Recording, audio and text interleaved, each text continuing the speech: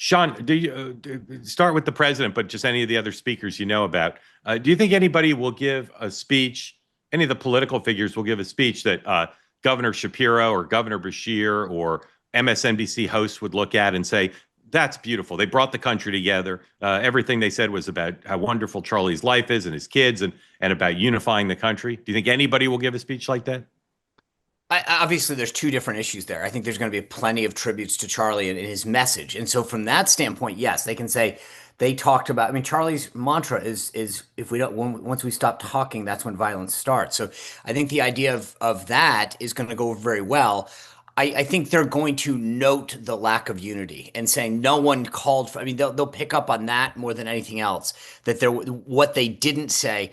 I don't think there'll be anything. I mean, look, there's always a possibility, especially, but I do think it's going to be more what they didn't say than what they did. Maybe I didn't ask the question the right way.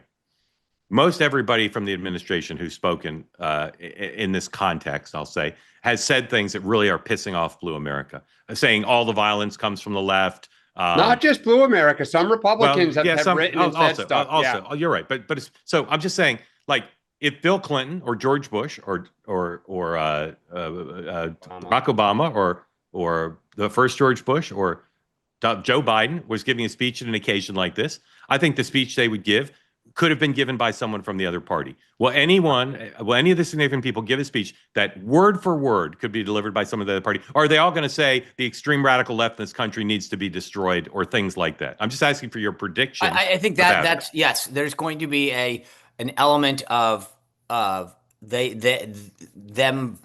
side in everyone's speech. In everyone's. Okay, Dan, do you agree with that? Yeah, and I think the challenge for Republicans is I think people will look to one up each other. And I think, you look at some of the names on there.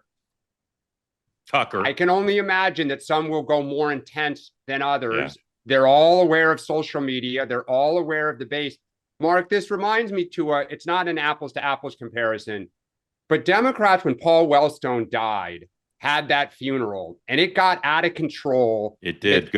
Brilliant. How big was that arena? Was that like 20,000 people? Yeah, it was like 15 or 10. I think it was the University of Minnesota, if I remember, their basketball arena. Yeah. But it got out of control. Yeah. And a lot of people, because again, the silent majority of this country doesn't like the politics of red or blue, right? It's like real lives are real people. What are you doing for me? And if the Republican Party comes across as just unhinged, I think it would be to their detriment. And I will tell you this. I have been out more than normal in the last 3 or 4 days.